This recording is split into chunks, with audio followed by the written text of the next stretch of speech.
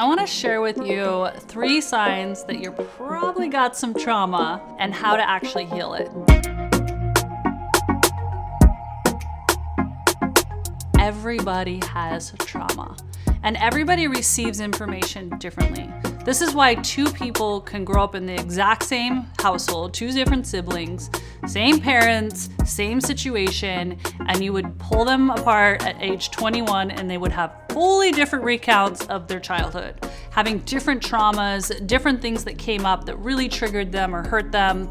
And it's because we are all wired a little bit different, and we're going to receive information different than maybe someone else. So if you are feeling this, you're not alone. And it's okay if you have trauma in certain areas, because we can work through it. I look at trauma as information for us to unlayer, uncover, and grow and expand into the next level and evolution of who we are. So most likely, if you're watching this, you have trauma. Everybody does, including me. We're going to be uncovering different traumas because it's our form of evolution. It's our form of expansion. But some ways to really start to understand where trauma might be presenting itself and where you can actually step in and heal, there's different ways to identify that. The first one is triggers. Now, if you are finding yourself getting very angry, very aggressive, very like, I want to pull away, I'm emotional, that's a trigger. And that most likely is because of some type of trauma. We often think, oh, it's the situation in front of us. It's that person who cut me off in traffic. It's that conversation that I had or didn't have with someone. It's that they left me, they didn't invite me. Yes, that all happened, but it's stemming from something that happened earlier. Something that really imprinted on you when you were younger that now made you feel, 1, unsafe, abandoned, not chosen, left alone, afraid, and now you're seeing a reflection of it in real time in other experiences. And it's really triggering you and it's spinning you out of alignment. That's a sign of trauma. Another sign of trauma is you're starting to shake. Your body doesn't feel grounded. You are trying to get through life and do life things and go from A to B, and your body just doesn't seem like it's able to go to A to B. It's shutting down. Maybe you're getting sick a lot. Maybe your body's just shaking a little bit. Some people feel a sense of what we want to label as anxiety or panic attacks. That usually is a signal there's some type of trauma.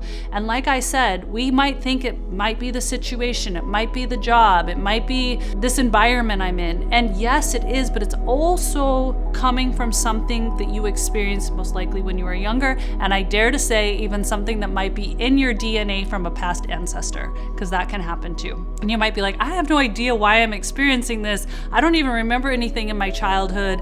And this has actually been scientifically proven that what happened to our grandparents, our great-grandparents, is all impacted in their DNA bloodline and passed on to you. So you might be like, why am I feeling all this, okay?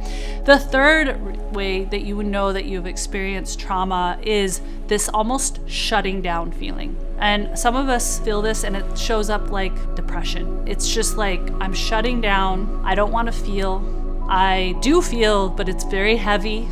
I don't want to be here. I don't feel like I belong here. It would just be easier if I wasn't here.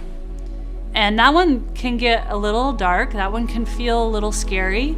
And so I just want to remind you that this is all information so that you can step into profound healing. And I want to say that there is ways to profoundly heal through these different things that you're bumping up against, whether it's a trigger, feeling like I want to disconnect and I'm sad, all of it's information. And there is hope, and there's all different ways to heal. And I do deep healing experiences, in particularly for women. And what I've noticed, and I'm going to share with some stuff that you can do in the private of your own home. But I always want to preface this, if you really need help, seek a professional. Don't mess around with it. We're here to support one another. You don't have to do anything alone.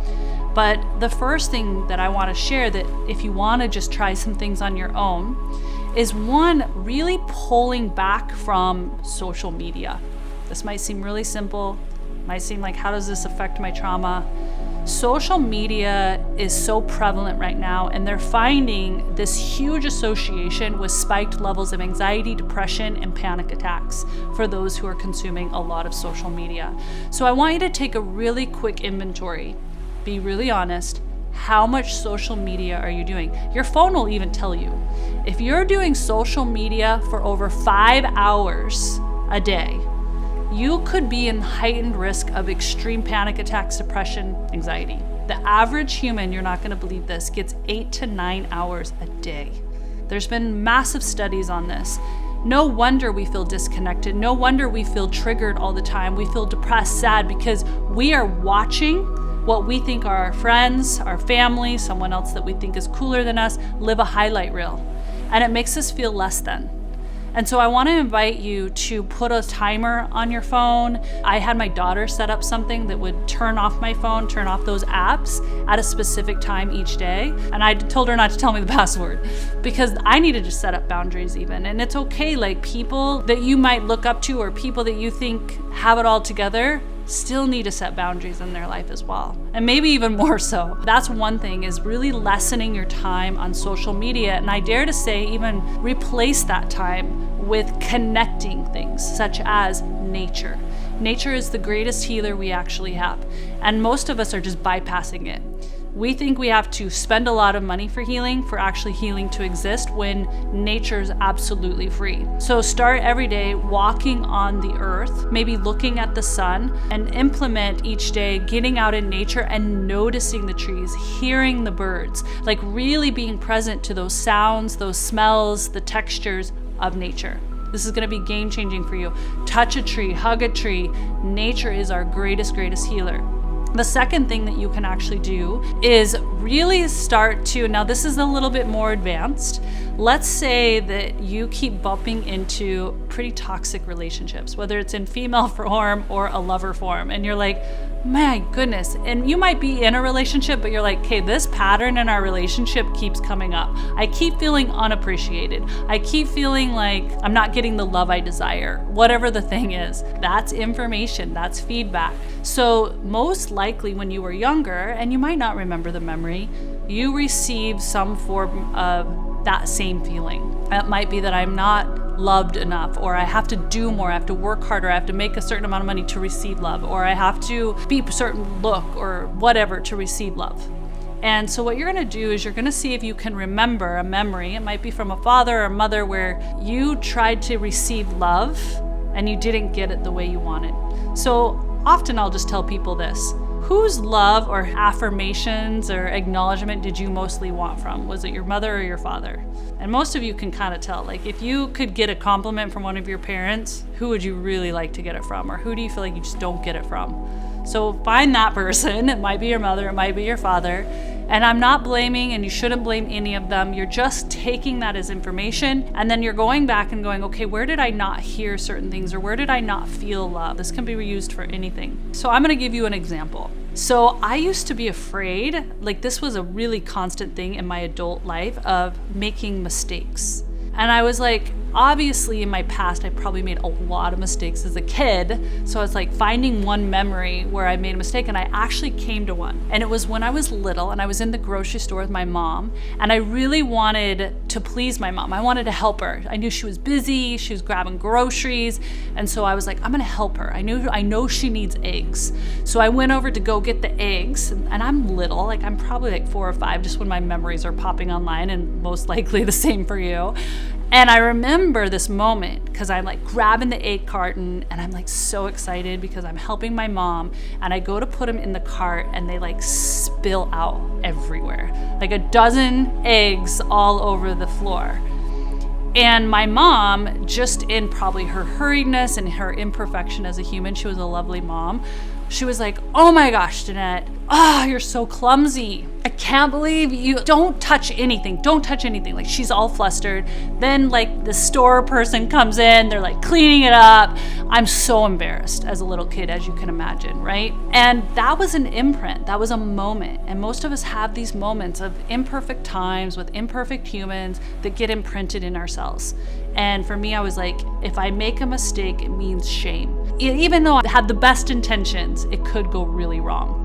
And I wrestle with that in all different areas, speaking on stages, showing up here on camera with you. And so I've had to go back and rewire that memory. And this is profound forms of healing, because We're just a computer chip. So my brain is wired for, if you go to do something good and you fail, you could hurt someone or have a lot of shame brought upon you. So now what I did is I go back to that scene in meditation.